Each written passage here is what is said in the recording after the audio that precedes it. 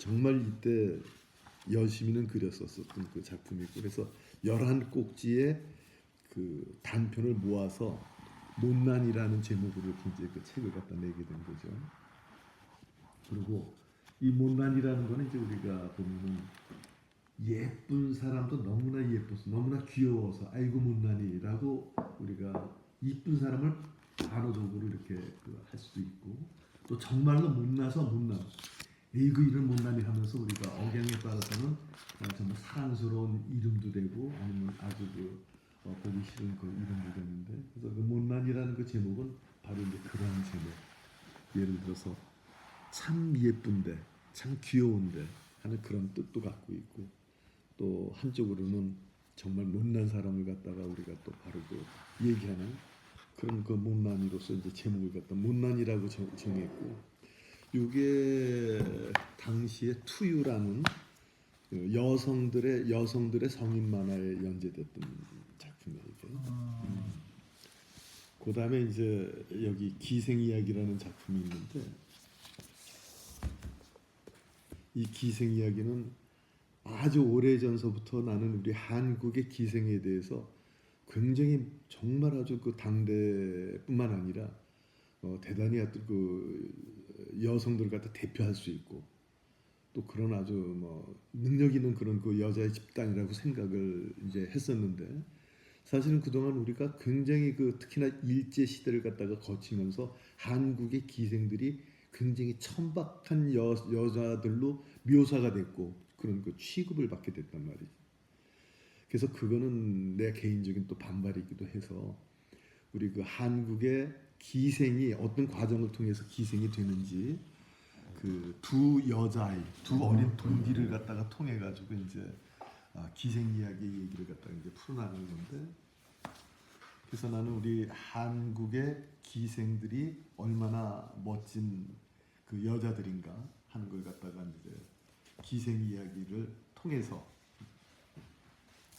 표현한 거죠. 그다음에 이제 이 빨간 자전거는 오래전에 내가 그 프랑스 앙굴레미라는 데를 갔다가 그 파리에서 훈악 서점이라는 아주 큰 서점, 우리 한국으로 치면 이제 교보문고 같은 그런 서점인데, 훈악 서점이라는 데 갔는데 한 당시에 거기에 보면은 이제 유럽에 있는 만화는 그 훈악 서점에 다 있어. 그러니까 뭐 영국이라든가 독일이라든가 무슨 이태리라든가 뭐 스페인이라든가 이런 데서 나온 만화들이 전부 거기 가면 있기 때문에 그 서점에서 유럽의 만화의 어떤 그 상황을 갖다 좀 알고 싶어가지고 이제 그 훈악 서점에 만화 코너를 갔는데 그 7층인가 하는 그 아주 전체가 다 만화였었는데, 거기 한 7, 80 먹은 한 80이나 됐을 거예요. 어깨도 이렇게 내려앉고 진짜 허리도 약간 구부러진 그 노부부 둘이서 와가지고 만화 코너에서 이제 만화를 갖다 이렇게 이제 그 한 권 한 권 골라보는 거죠. 그래서 한 서너 권이 되니까 바구니에 담아가지고 가서 카운터에서 이제 계산을 하고. 그러니까 거기는 뭐 성인들은 물론이고 정말 70대 80대 되는 그런 그 노인들도 만화를 갖다 보는 그런 그 분위기였었죠. 그래서 그걸 보고서 내가 정말 충격을 받은 거예요. 우리 한국의 만화가 왜 당시에 그렇게 사회에서 좀 이렇게 그 존중받지 못하고 지탄을 받고 이랬었나를 갖다 생각해 보면은, 어른들이 만화를 안 보기 때문에 사실은 만화에 대한 관심이 없는 거예요. 그러니까 자기네들이 만화를 보고 정말 어떤 좋아하는 작품이 있고 좋아하는 작가가 있다 그러면은 그 사람들도 만화에 대한 관심을 갖게 될 텐데, 만화를 보지 않으니까 좋아하는 작가도 있을 리가 없고 좋아하는 작품도 있을 리가 없고. 그래서 그때 당시에 왜 그런가 했더니 어른들이 볼 수 있는 만화가 한 개도 없었던 거예요. 그래서 그때 결심을 한 거죠. 내가 한국에 돌아가면은 어른 만화를 해야 되겠다. 아이들 만화만 하다가 보니까 나뿐만 아니라 한국에 있는 모든 작가들이 아이들이라든가 아니면 뭐 청소년 정도의 만화를 하다가 보니까 어른들이 만화를 갖다가 인정하지 않고, 그래서 이제 돌아와서 만화를 갖다 하게 됐는 저기 그 계획을 잡게 됐는데 일단은 신문에 해야 되겠다. 왜냐하면은 단행본을 그냥 만든다든가 아니면 뭐 잡지에다 해서는 그걸 안 사보면 끝이니까. 근데 신문은 대개 당시에 대개 사람들은 신문을 갖다가 봤으니까 그 신문에 연재되게 되면은 뭐 만화도 당연하게 이제 보게 되는 거죠. 그래서 이제 당시에 조선일보에 그 만화를 갖다가 이제 싣게 됐죠. 그래서 그 빨간 자전거는 한 뭐 6개월 정도만 해도 뭐 성공이라고 그때 당시에 얘기를 했었는데 3년이 좀 넘게 조선일보에 연재를 했었던 작품입니다. 그리고 이 작품이 프랑스에서 출간이 되면서 당시에 그 해에 2005년인가 2006년인가 그 3,500종의 만화가 프랑스에서 출간이 됐는데 그 중에서 이 빨간 자전거가 5작품 안에 드는 이제 그런 그 아주 그 좋은 소식도 있었죠. 그러니까 3,500여 종 중에서 5점 안에 드는 거니까 이제 그 빨간 자전거가 그렇고 그래서 그 후에 이 빨간 자전거는 뭐 프랑스라든가 무슨 뭐 스페인이라든가 이태리 뭐 이래가지고 또 많은 나라에 또 다시 그 출간이 됐고 또 하나는 이제 초등학교 교과서, 중학교 국어 교과서, 3학년 2학기 국어 교과서, 그다음에 고등학교 1학년 교과서에 그 빨간 자전거가 16페이지씩 그 게재가 된 그런 그 작품입니다. 그래서 초등학교에서부터 시작해서 중고등학교까지 교과서에 그 게재된 아마 한국에서 한 작품 정도씩은 이렇게 그러니까 뭐 중학교라든가 고등학교라든가 그런 그 만화들은 있는데 아마 그 초등학교에서부터 중학교 고등학교까지 그 연재된 건 아마 빨간 자전거가 처음인 걸로 알고 있고 그래서 이제 그런 그 작품 아주 그 이 작품을 하면서 굉장히 그 즐거운 마음으로 이제 작업을 했고 또 한 가지는 이제 이 빨간 자전거를 갖다 이제 구상하기 위해서 농촌을 갖다 많이 이제 오게 됐는데 서울에서 가장 가까운 데가 이 파주였었어요. 그러니까 나는 이제 그냥 가까운 데로 이렇게 찾아 이제 오다가 보니까는 그래서 이제 여기서 어떤 그 농촌의 풍경이라든가 농촌의 어떤 그 뭐 계절에 따라서 변화하는 걸 갖다가 많이 그 이제 찾게 됐는데 그 다음에 이제 알고 보니까 바로 내가 그 동안에 다니면서 많이 그 취재했던 그 마을이 지금 내가 살고 있는 이 대동리라는 그 마을이 된 거죠. 그러니까 그때는 아무것도 모르고 다만 이제 내 만화에 필요한 어떤 소재를 찾아서 찾아온 그 동네였었는데 나중에 어떻게 인연이 돼가지고 내가 그렇게 과거에 소재를 찾기 위해서 다녔었던 그 시골 마을에 지금 집을 짓고 내가 살고 있는 그런 그 상황이죠. 그래서 내가 오래전부터 좀 생각했었던 거는 우리 한국 만화가 정말 제대로 우뚝 서기 위해서는 3가지를 해야 된다. 그래서 과거에 내가 한국 만화가 협회 회장을 하면서도 내가 그 생각했었고 꿈꿔왔었던 게 3가지의 어떤 그 목표를 갖고 있었어요 당시에. 이제 첫 번째가 한국 만화의 고급화. 우리가 그 전에는 그 만화가 전부 아주 열악한 좀 아주 질 나쁜 종이에 인쇄를 했고 뭐 책 모양도 굉장히 좀 초라했었고 그러다가 보니까 사실 겉만 놓고 보면은 뭐 정말 너무 볼품이 없었던 거예요. 그래서 나는 이제 한국 만화를 우선 모양부터 정말 좋은 종이에다가 좋은 인쇄에다가 소설보다도 더 좋은 책으로 만들어야 된다. 물론 이제 그렇게 하기 위해서는 그 안에 들어가는 그림이라든가 그 안에 들어가는 글도 정말로 좋은 글이었고 좋은 그 그림이어야 되겠죠. 그래서 이제 첫 번째가 한국 만화의 고급화. 그다음에 두 번째가 한국 만화의 다변화. 우리는 그동안에 초등학교나 중학생, 뭐 중고등학생 정도의 만화만 하다가 보니까 어른들한테 언제나 아주 오랫동안 외면을 받은 거예요. 그래서 어른들이 볼 수 있는 만화, 정말 아줌마가 볼 수 있고 할머니가 볼 수 있고 할아버지가 볼 수 있는 이런 만화, 아주 다양한 만화가 한국에서 나와야 된다. 그래서 이제 그게 이제 두 번째 한국 만화의 이제 다변화. 또 세 번째 우리 한국은 5천만밖에 안 돼 인구가. 그러니까 5천만 속에서 팔리는 것하고 우리가 조금 더 생각을 바꿔서 우리가 글로벌한 그런 어떤 그 작품을 한다 그러면은 전 세계는 70억, 80억이 돼요. 그러면 한국보다 140배 내지 160배의 시장이 세계로 나가게 되면은 그런 큰 시장이 만들어지는 거예요. 한국보다 150, 60배의 그런 큰 시장이 만들어지는 거예요. 그래서 그 세 가지 한국 만화의 고급화, 한국 만화의 다변화, 그 다음에 한국 만화의 세계화 그 꿈을 갖고 지금까지 이제 작업을 해왔는데 보시면 알겠지만은 전부 내 만화는 어떤 만화가 뜨든지 전부 하드커버예요. 완전히 가장 고급스러운 그런 그 아트지에다가 그렇게 그 인쇄를 해가지고 그래서 나는 한국 만화의 고급화는 나부터 그 솔선수범해서 나부터 앞장서가지고 하고 있어요. 그다음에 한국 만화의 다변화. 나는 아동 만화도 했지만은 지금은 이제 어른 만화들도 빨간 자전거 이건 조선일보라는 신문에 연재됐었던 그런 그 어른 만화 소재죠. 기생 이야기도 역시나 마찬가지고 못난이도 마찬가지고.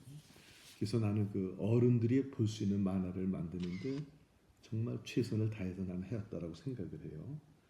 그 다음에 지금까지 이제 뭐 미국이라든가 일본, 프랑스, 스페인, 이태리, 뭐 인도네시아, 베트남 이런 거로 해갖고 11개국에 내 만화가 나갔으니까 지금 세계화도 실현하고 있는 중이죠. 앞으로 더 많은 국가에 나가겠지만은 그래서 지금까지 내가 만화를 갖다 해오면서 나는 그러한 꿈을 꾸면서 지금까지 만화를 하고 해왔고 지금도 하고 있어요. 그래서 이제 요거는 그 이제 아들한테 소프로 붙여주든지 갖다 주든지 이제 알아서 하고 아까 그 뭐 질문 뭐 한다고 그런 게 뭐야? 잠깐만 불좀 마시보자.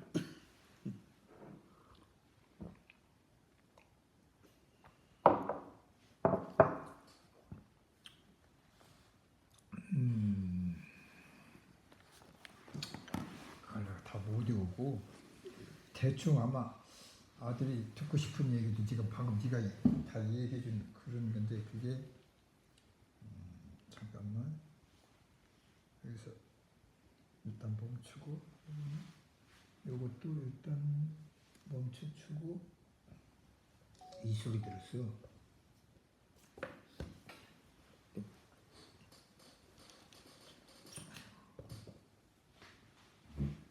내가 시간이 있었으면 그걸 적어올 텐데 그냥 바빠갖고 적을 틈이 없어갖고는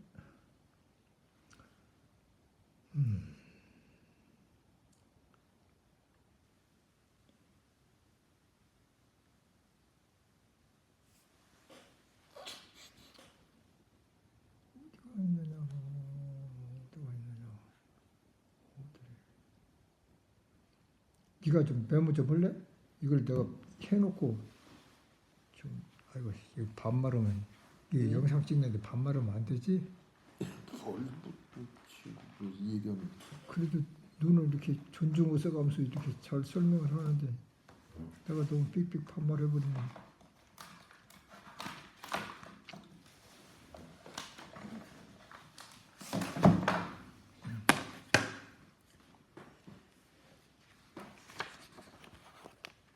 괜찮죠? 응? 딴 데다 딴 종이 내가 줄까? 얘네 여기 있어. 연필도 여기 있고. 아이고.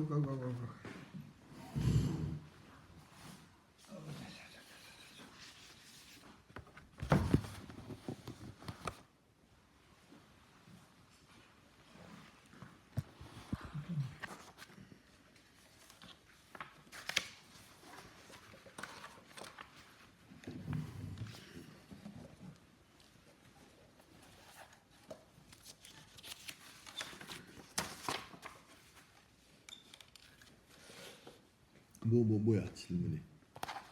1번 음. 시작과 열정 네가 지금 말 안 해도 네가 무튼 해준 얘기야. 만화를 처음 시작하게 된 계기는 무엇인가요? 각자 만화를 시작할 때의 꿈과 목표는 무엇이었나요? 초창기에 만화를 그리면서 가장 설렜던 순간은 언제였나요? 고백했어?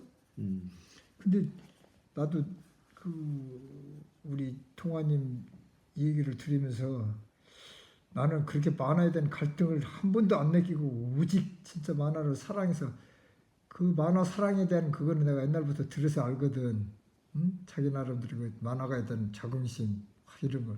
나는 그때 그런 것이 없었어. 뭐 순수미술 쪽에 그때만 해도 아까 얘기했잖아. 우리나라가 얼마나 만화가 천시받고 만화가들이 그런 때가 있었잖아 우리. 많았지. 오래됐지. 그러니까 나는 그걸 갖다가 말하자면은 바꾸겠다라고 나는 마음을 먹었었던 그렇지, 거지. 그걸 그렇지. 그대로 뭐 피해가려고 그러지 않았고. 근데 그런 생각은 나름대로 자기 하는 일이나 자기 직업에 자긍심을 갖고 자기의 목표를 잘 설정해서 나갔다는 얘기야. 나는 부끄러워하고 만화 그리는 것 다소리 창피해하고 그냥 순수한 어떤 화가로서의 그런 얘기를 듣고 싶어갖고 만화기도 여태까지 등록을 안 하고 지금 60년이 된 이마당에도 등록을 안 하고 이러는데 지금 뒤돌아서 보니까 그게 얼마나 어리석고 부족한 생각이었나. 아니 어리석은 건 아니고 그랬으면 그걸 진작에 그쪽으로라도 근데, 가서 적극적으로 근데 했었어야지. 우리 한국 만화계도 그렇고 예술 순수 문학이나 예술 미술계도 그렇고 나름대로 어떤 집안에 좋은 대학 뭐 홍대라도 나오고 좋은 선생 만나서 그런 줄이나 연맥을 타고 맥을 타고 그래야 나름대로 사회 활동을 하는데 큰 지장 없고. 내가 얘기해 볼까?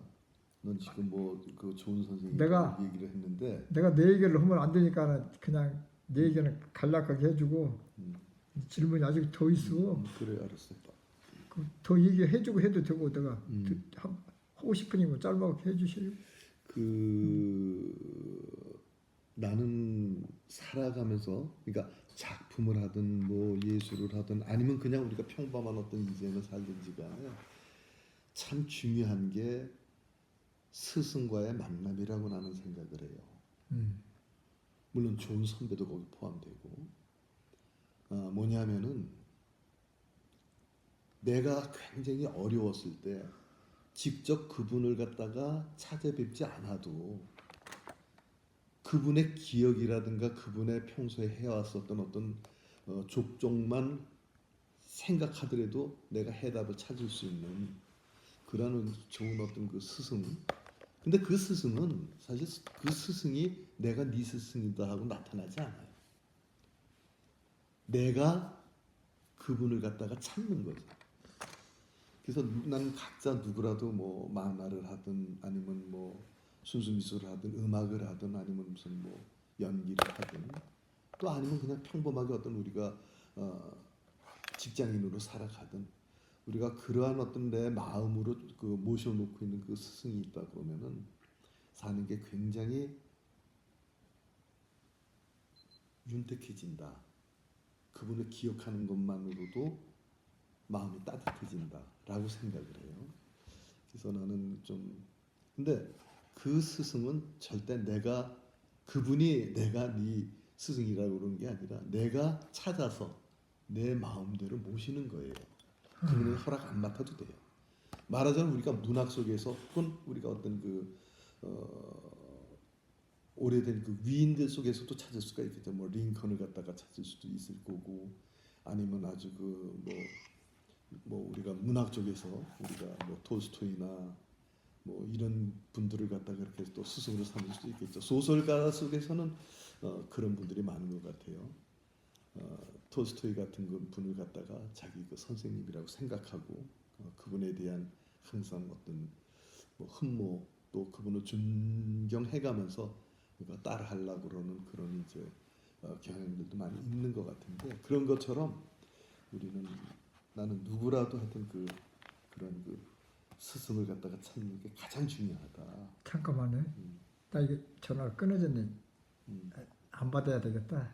내가 이제 오늘 여기 오는데 진짜 좋은 짐벌이라고 촬영이 좋은 기계가 있었는데 그 기계를 못 써갖고 그걸 갖고 오려고 그걸 좀 가르쳐달라고 누가 전화를 그렇게 해도 안 받더만 인자서 전화가 왔네. 지금 내가 이 상황이 더 중요하니까 이따가 내가 전화할게. 네, 대충 내 얘기는 그런 부분도 그래. 자녀고 나하고 엄청난 이 생각 차이가 엄청난 게 나는 내가 신혜선 선생님 밑에 그 참 어렸을 때 들어가고 그때가 아마 이성우 그분이 이제 나보다 우리하고 한 몇 년 선배나 되나? 3년 정도 될 거야. 그게 그 양반이 막 고등학교를 졸업하고 나는 그때 당시 중학교 2학년 새 책을 사갖고 중학교 2학년 과정을 그걸 흔책으로 300원에 700원에 700원인가 팔아갖고 서울로 만화거나 이제 온 거야. 이제 공부도 못 오고 이제 그러다 보니 순수미술 계통을 하려고 그러면은 좋은 선생님 뭐 그런데 누가 밥이나 먹여주고 누가 가르쳐나 줘 만나기도 힘들지. 근데 내가 먹고 살고 그림 할 수 있는 게 뭔가 보니까 만화였더라고. 그래서 이제 그때 신현서 선생님이 그 지금 중림동 그때 만리동 그쪽에 사실 때인데 그때부터 이제 가서 밥 먹고 이제 먹갈기 시작한 거지. 이제 그 뒤로 이제 자네가 고등학교를 졸업하고 옮겨든 거고 그것이 나하고 한 1년 차이 정도밖에 안 나. 그지? 근데 나는 지금 그 스승 얘기를 했는데 그 부분에서도 나는 어떤 생각인 거니 자네는 벌써 누구 좋은 스승을 만나냐 어쩌냐 그런 관점에서보다도 내가 어떻게 찾아가냐 그런 데 초점을 맞춰서 긍정적으로 생각하면서 뚫고 나가려고 그랬잖아. 나는 좋은 스승을 못 맞다고 생각한 거야. 뭘가 가르쳐주지를 않아 그림에 대해서. 그냥 한다는 소리가 뭔지 사진을 많이 봐라. 그냥 뭐 그런 정도. 뭐 스케치를 좀 뭐 하라든지 이런 정도였지. 그래서 뭐 돈 내지 않는다면은 그렇게 가르쳐 주는 사람 없고 그러니까 내가 배우는 거야. 내가 길을 찾는 거지. 그런 관점에서부터 나하고 생각하거나 이런 방향이 얼마나 차이가 나냐면. 아무튼 이제 그랬다고 이제 그런 내 의견은 이제 거기서 생략하고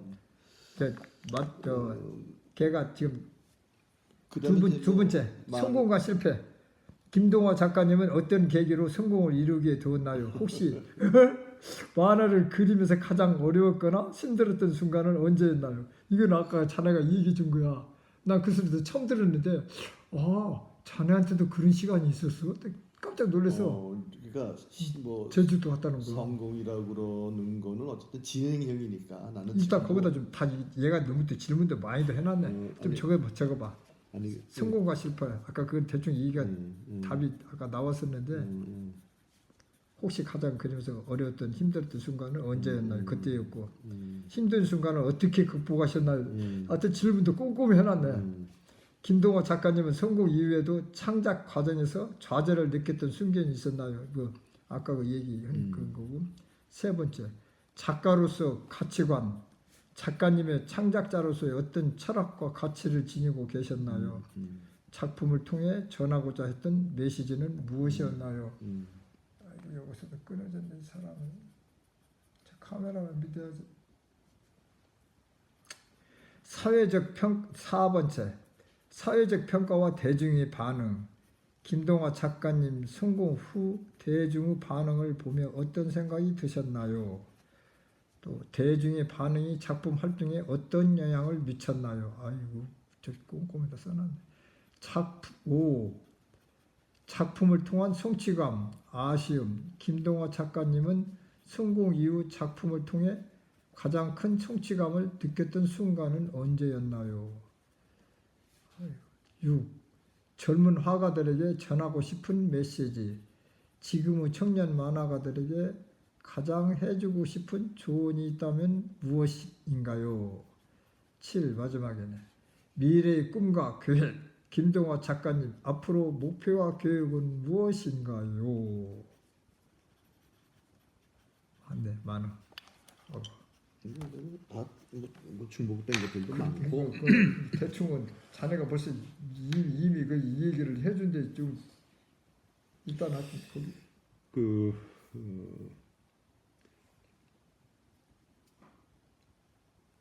그러니까 내 같은 경우에는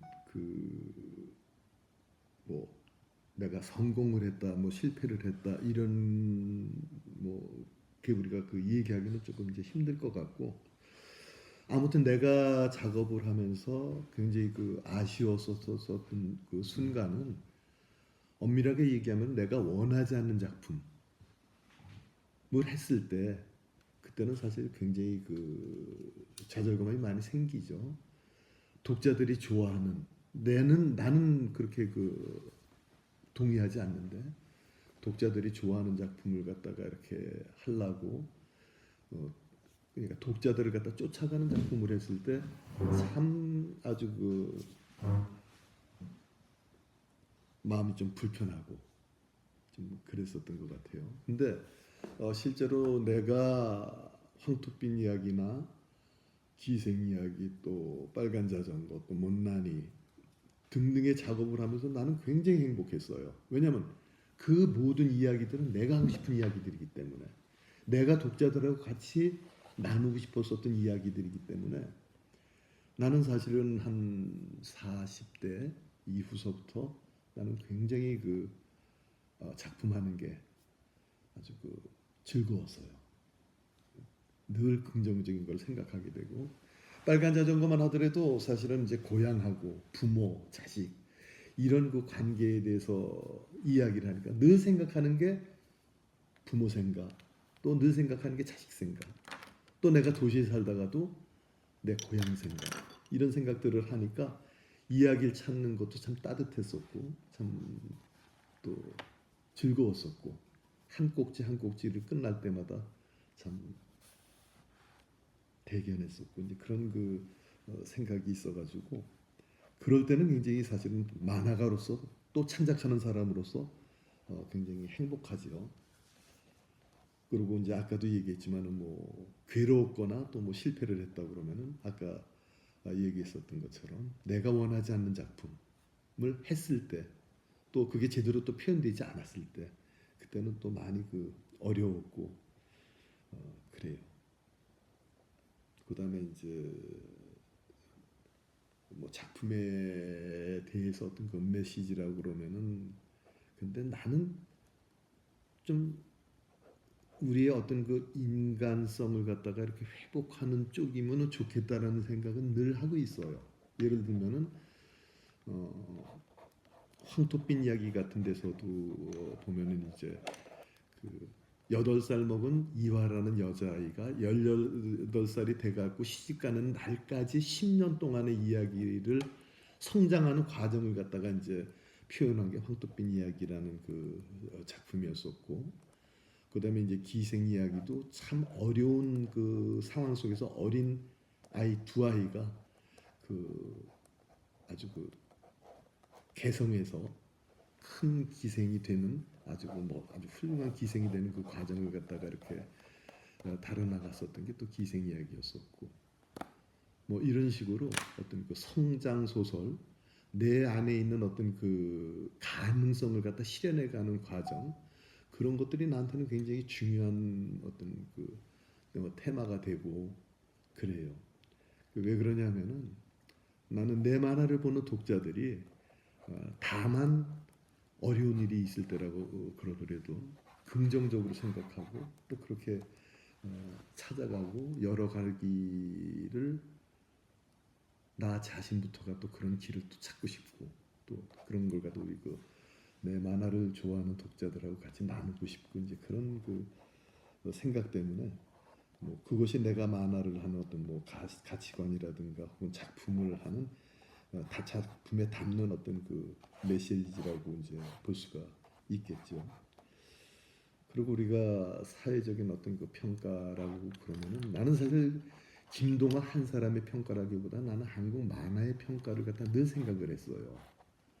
나 혼자 행동하고 나 혼자 길을 찾는 거는 그렇게 어려운 문제가 아니에요. 근데 우리가 같이 그러한 그 좋은 평가를 갖는 게 나는 굉장히 그 중요하다고 생각을 했어요.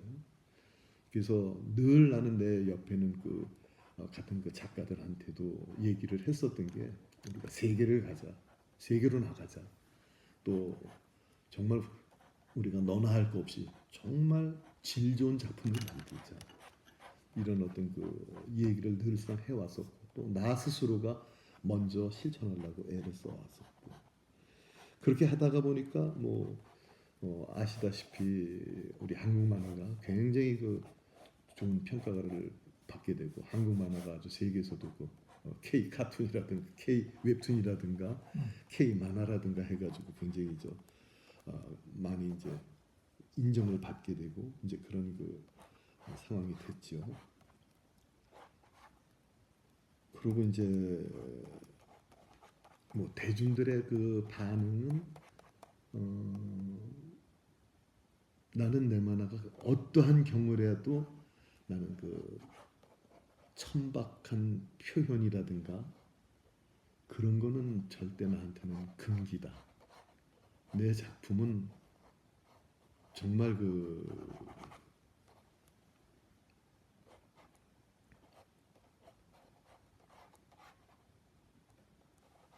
좋은 어떤 그 내용, 좋은 그림 이런 거를 통해서 독자들한테고 아주 고급스러운 어떤 그 선물을 갖다 주고 싶다라는 그 생각을 늘 하고 있어요. 또 지금도 역시나 마찬가지고. 그리고 뭐 아쉬운 그 부분은 많지요. 지나고 나면은 늘 아쉬운 문제들이 이제 생기게 되고 순간순간 지난번에 어떤 그 장면은 조금 더 우리가 열심히 좀 내가 열심히 좀 했었어야 되지 않을까라는 그런 그 후회 같은 것도 있고 좀 어떤 순간에서는 또 너무 쉽게 가려고 꾀를 부리지 않나 하는 이제 뭐 그런 그 생각도 갖고 있지만은 아무튼 전체적으로 놓고 본다 그러면은 그래도 최선을 다하면서 한 걸음 한 걸음 지금 나가고 있다라고 이제 생각이 되고요. 그다음에 이제 혹은 우리 그 젊은 사람이라든가 우리 그 후배들한테 뭐 전하고 싶은 그 이야기가 있다 그러면은 나는 철저하게 나를 자기 자신을 믿어야 된다고 생각을 해요. 자기 자신 속에는 정말 엄청난 에너지가 있어요. 사람은 누구라가 다 굉장한 에너지가 있는데 그 에너지를 갖다가 폭발을 시키느냐 못 시키느냐는 그것은 나의 선택이죠. 없어서 불행한 사람은 세상에 없어요. 있어요, 누구라도 다. 누구라도 다 아주 행복한 생명도 있고 아주 불행한 생명도 있지만은 그 선택은 내가 하는 거죠. 내가 나의 어떤 그 상황 속에서 나를 갖다 얼마나 믿고 나를 갖다 얼마만큼 인정하느냐에 따라서 내가 힘을 얼마만큼 낼 수 있고 아니면 힘을 내가 내지 못하고 주저앉고 그런 어떤 그 차이가 생기게 된다라고 나는 생각을 해요. 그래서 철저하게 자기 자신을 믿었으면 좋겠다. 내 속에는 충분히 헤쳐나갈 수 있는 에너지가 나는 갖고 있다. 누구라도 나뿐만 아니라 각자 누구라도 갖고 있기 때문에 쉽게 편한 길 찾지 말고 사실은 우리가 뭐 하나를 갖다 타고 넘어갔을 때 어떤 허들 하나를 갖다 넘어갔을 때 참 만족할 수 있고 참 그렇게 되죠. 근데 자꾸만 피하다가 보면은 피하는 것도 습관이 돼요. 매사에서 피하는 것도 습관이 돼요. 그러니까 한번 대단한 싸움에서 한번 내가 그 승리를 하고 나면은 그 다음에는 계속 그런 어떤 그 에너지를 갖다가 우리가 유지를 할 수가 있다라고 나는 생각을 해요. 그래서 나는 뭐 지금도 마찬가지 과거에도 그래왔고 지금도 그렇고 앞으로도 그럴 것이 나는 참 어려운 일을 갖다가 계속 만들어 가고 싶어요. 사실은 어려운 일을 갖다가 만들어 갔을 때 굉장히 긴장하게도 되고. 그럼 무슨 말이야? 내가 이해를 못 하겠네. 어려움만. 그러니까 나는 익숙한 일은 내가 사실은 좀 못하는 거예요. 예를 들면은 과거에 나는 어린이 만화도 했었고 또 뭐 소녀 만화도 했었고 쭉 해왔었지만은 나는 그 후로도 계속 뭐 빨간 자전거 같은 현대 어른 만화 또 황토빛 이야기나 기생이 같은 시대 어떤 그 어른 만화 이런 걸 갖다 지금 하고 있는데 지금 내가 또 하나 생각하고 또 하나 생각하는 것들은 이것들하고는 또 다른 것들이에요. 왜 그러냐면은 나는 사실 빨간 자전거를 하면서 빨간 자전거에 내 에너지를 갖다 다 쏟아 부었어요. 내가 그 후에 빨간 자전거 비슷한 노란 자전거를 하든 파란 자전거를 한다 그러면은 내가 했었던 이 빨간 자전거의 아류밖에 되지 않는다고 나는 생각을 해요. 그러니까 요 다음에 내가 새로 할 작품은 내가 과거 했었던 스타일의 작품이 아니라 또 완전히 다른 세계의 어떤 그 작품을 나는 해야지 내가 즐거워요. 그러니까 익숙한 거를 계속 하다가 보면 난 똑같은 것밖에 나는 더 이상 만들어낼 뭔 말인지 필요가 없는 알았어요. 거예요. 편하게 그렇게 작품보다도 좀 그래서 나는 어떤 그런 내가 아직은 해보지 않았었던 새로운 작품들을 한번 해보고 싶고 또 지금 현재도 하고 있고 이제 그런 것들은 내가 어떤 그 일을 해나가는 데 있어서 정말 아주 굉장한 어떤 그 에너지가 돼요. 그런 어떤 호기심이. 그래서 이제 앞으로 지금 내가 하고 싶은 뭐 작품들은 뭐 아직도 여러 가지가 있는데 좀 더 내 컨디션이 나빠지기 전에 부지런히 좀 서둘러 가면서 좀 해야 되지 않겠나 그런 그 생각을 합니다. 아무튼 그 뭐 어떻게 두서없이 막 그냥 갑자기 그렇게 얘기를 하다가 보니까 좀 순서도 뒤집박되고 그래서 순서는 안 맞더라도 하고 싶은 얘기를 편안하게 하는 게 낫지. 아무튼 그 만화가로서 돌아보면은 참 가끔 그런 생각이 들 때가 있어요. 참 먼 길을 왔구나라는 생각을 할 때가 있어요.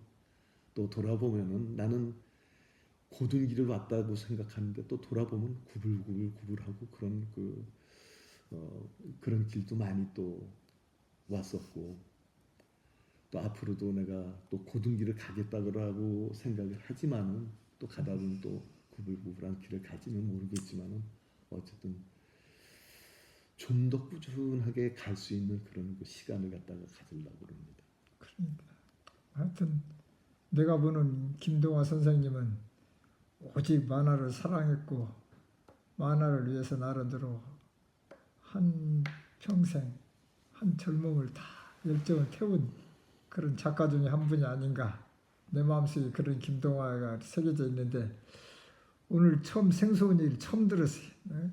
그런 만화에 대해서 어떤 뭐 휴일할까 그런 갈등 때문에 제주도까지 갔었다는 거. 그 얘기는 오늘 처음 들은 얘기인데 나는 그런 것마저도 없고 오직 한결로만 그 수십 년을 살아온 걸로 이렇게 내 마음에 존경심을 태우고 그래요. 어떻게 평생 살면서 비틀거리는 시간이 없을 수 있겠어요. 그래도 어떻게 그 정도는 꼿꼿하게 서서만 갈 수 있어. 그 정도는 안 흔들렸다고 봐도 한 번 잠깐 그런 거 나는 끝없이 여태까지 어떻게 보면 계속 흔들리고 살아온 거 아니야. 뭐 애착을 못 갖고 금지나 자기 직업에 대한 자존감이랄까 뭐 그런 게 있었는데 전혀 아니 근데 어쨌든 뭐 어쩔 할 수 없어. 지금 여기까지 이제 왔으니까 할 수 없어. 여기서부터 남은 시간 어떻게 가느냐가 중요해. 내 말이 그 말이에요. 마무리를 갖다 어떻게 할 건가. 뭐 사람이 한번 비틀거렸더라도 뭐 평생을 갖다 비틀거릴 수 있나. 그렇게 하고 죽으면 뭐 그걸 끝이겠죠. 내가 그래서 김동완님을 찾았던 동기도 아직도 살아 있으니까 남은 시간을 갖다가 어떻게 해나갈 수가 있나. 이를테면은 그 우리가 너무나 잘 알고 있는 이제 고흐 같은 경우에도 평생 알아주는 사람은 한 사람밖에 없었어. 자기 동생. 고흐를 갖다가 알아주는 사람은 아마 세간에는 거의 없었을 거예요. 그런데도 죽는 순간까지 아마 마지막 40일 동안이 평생에 가장 많은 그림을 그린 시간이라고 그래요. 죽기 40일 전에 그 시간이. 이제 그런 것처럼 우리가 남은 시간이 얼마나 남았는지는 모르겠지만 잘 우리가 내가 뭘 가장 잘할 수 있겠나 이런 생각하면서 이제 뭐 가면은 그래도 아름다운 마무리가 되지 않을까 싶은 생각이 듭니다. 내가 이 짤막하게 이제 질문을 하는 형식으로 할 테니까 인터뷰 형식으로 할 테니까 짤막하게 답변을 간단간단하게 해. 어떻게 반말했다 존댓말 하더라도 영 어색하겠는데 자, 시작과 열정, 계획이 초창기 설레던 순간 그럴 때 어쩌라고 그러게 아무래도 아주 뭐 평생의 그 목표였었던 최초의 아주 첫 번째 목표였었던 작가가 되는 거. 그러니까 내 고등학교 이름 졸업하고 작자를 갖다가 내 이름을 갖다 이렇게 내서 책으로 아주 진짜 초라한 책이지만은 후진 책이지만은 책으로 나왔고 그랬을 때 굉장히 설레었고 아주 몇 번씩이나 보고 또 봤었던 그런 기억이 나고 그렇죠. 또 뭐 창작과 가정에서의 가치관이라고 그랬는데 뭐 이것도 대충 뭐 지금 다 말해준데 얘기한 다 얘기한 그거야. 거고 작품의 거기 메시지, 다 했어 내가 얘기. 사회적 평가, 다 했어 내가 그거 다. 대중 반응, 작품에 대한 영향, 성취감, 아쉬움, 젊은 메시지 주나 젊은이들에게 참 이 시대의 젊은이들 우리 한국 만화계 아까 내가 얘기를 했잖아. 저기 뭐야 그 자기 자신한테는 무한한 어떤 에너지가 있다. 그걸 갖다가 열어 나가야지 된다. 그러니까 없어서 내가 못하는 게 아니라 열 줄 몰라서 내가 못하는 거예요. 그래서 내가 아까 얘기를 했었던 게 나를 믿어야 된다. 내가 나를 믿어야 된다. 내가 나를 의심하게 되면은 아무것도 할 게 없어요. 지금 앞으로 한국 만화계 지망생들이나 지금 젊은이들한테 해주고 싶은 지금 얘기지 그게. 마찬가지예요. 예. 자기 자신을 갖다 믿지 않으면은 아무것도 할 수 있는 게 없어. 그리고 첫째 이제 내가 느끼는 게 어떤 자기 직업을 설정하고 이렇게 하려고 할 때 자기 목표를 설정했을 때 거기에 대한 자기 자긍심이라든지 그런 거는 한결같이 밀고 나가야 된다. 좋은 직업, 나쁜 직업 나는 없다고 생각을 해요. 그 일을 갖다가 어떤 사람이 어떻게 이뤄나가느냐에 달리 우리 한국 만화가 60년대, 70년대 얼마나 힘들고 얼마나 사회적인 지탄을 받고 사회 악이라는 소리까지 그러니까 들었었어요. 불량만화니 뭐니 그런 소리 때문에. 그렇지만은 우리는 그때 정말 그랬기 때문에 우리가 더 나를 갖다가 채찍질 해가면서 피해가고 슬퍼하고 뭐 실망하고 이게 아니라 이럴 때일수록 더 좋은 작품 내자. 늘 그런 생각을 해왔어요. 나는 예를 들어서 내가 해외 무슨 일본이라든가 뭐 다른 나라 작가들하고도 교류를 하고 또 많이 이렇게 할 시간이 있지만은 늘 속으로 그런 생각을 해요. 이 작가보다 내가 더 좋은 작품을 해야 되겠다라는 생각을 늘 해요. 네, 내가 보는 우리 김동화 선생님은 우리 한국 만화계뿐이 아니라 물론 한국 만화계 뭐 제일 대표적으로 많이 알려진 만화가를 얘기하면 우리 이연세 선생님이 되겠지만은 우리 김동환님도 뭐 많이 알렸지만 지금 김동환님이 얘기하는 거는 우리 한국을 넘어서 우리 한국이 좀 더 아까 그 얘기했지 세계적으로 그런 면에서 보면은 지금 시작하는 젊은 만화가들에게는 상당히 나름대로 어떤 큰 꿈을 심을 수 있는 그런 한국 만화계 시장도 조성이 되어 있다고 보는 건가 지금 우리 한국 만화가 웹툰 만화계가. 지금은 오히려 우리가 과거에 그렇게 한국 사회에서 무시받았었던 걸 갖다가 완전히 만회를 한 게 한국의 대학에 만화 관련 학과가 있는 대학이 100여 군데가 돼요.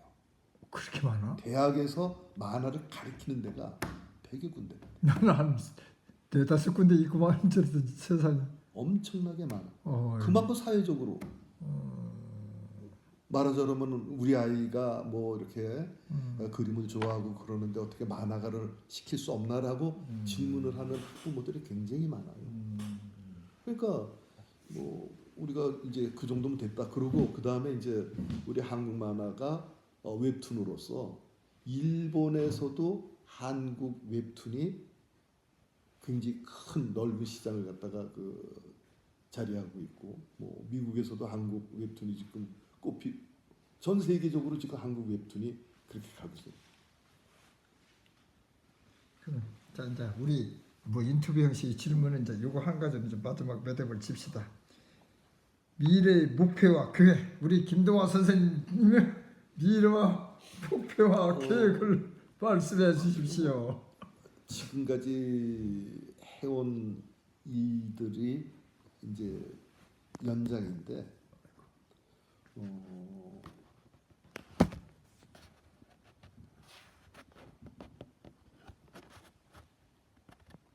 요번에 지금 하고 있는 작품도 역시 어른들을 갖다 대상으로 한 그 작품이에요. 그러니까 우리가 그 춘화라는 책이 있는 춘화라는 어떤 그 그림들이 있는데 그거는 우리가 옛날 우리 그 조상들이 그려놓은 신윤복이라든가 김홍도가 그려놓은 그러한 어떤 에로틱한 그림을 갖다가 우리가 춘화라고 얘기를 하게 되는데 나는 그 중에서 몇 작품을 갖다 거기다 이야기를 덧입히는 거죠. 그러니까 말하자 그러면은 뭐 여러 가지 그 춘화에 관한 그런 그 에로틱한 그림을 한 장면으로서 그냥 끝나는 게 아니라 거기다 이야기를 만들어 가지고 이 그림의 스토리하고 또 그림하고 연결을 시켜주는 그런 그 작품을 지금 현재 진행하고 있는데 7꼭지, 8꼭지 정도로 해서 한 권짜리 책을 갖다가 만들 지금 계획을 갖고 있고 그러니까 연태까지 나는 한 번도 해보지 않았었던 또 한국 만화에서 사실은 그런 그 에로틱 어떤 소위 어떤 그 성인 만화라는 걸 갖다가 이렇게 그 한 경우가 많지 않은데 이번에 한번 나는 그 늘 그냥 나는 이쁜 얘기, 착한 얘기 이런 것만 했으니까 한번 또 김동화 스타일의 에로틱은 어떤 건가 한번 나도 궁금해요. 그래서 이제 그 작업을 지금 현재 하고 있고 그 작업이 이제 끝나면 이제 또 그 다음 작업은 이제 그때 가서 그 생각을 지금 하려고 그럽니다. 아마 지금 내가 생각하고 있는 게 내년 한 상반기 정도면 끝나지 않을까 싶은 생각이 드네요.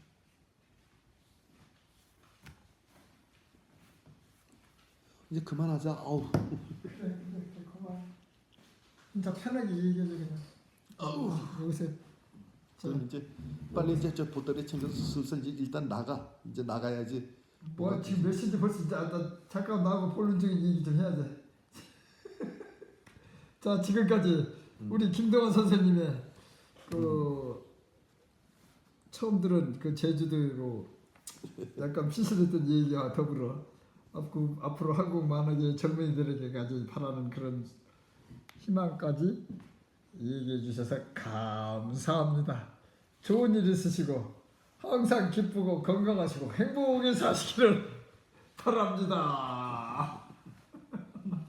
비록 종교를 다르지만 나는 그냥 할렐루야 할 수밖에 없는 일터입니다. 내가 이 얘기를 하신데 열심히 나- 해라. 나는- 열심히 해. 나는 그런 부분을 얘기하고 싶었어. 뭔지 군님 나 혼자 많이 생각하는 거야. 가만있어 이거 끄고 얘기해. 일단 끄고. 착하게 사는 게 가장